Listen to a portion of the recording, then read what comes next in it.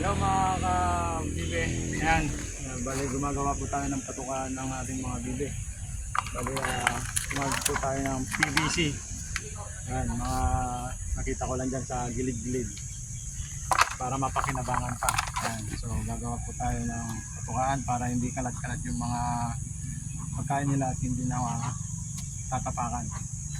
Ayan, ayan mga ka-bibe.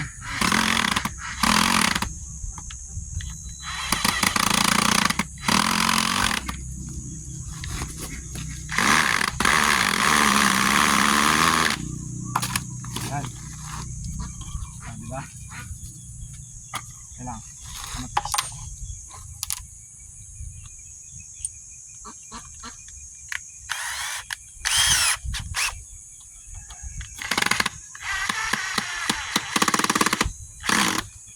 Yan.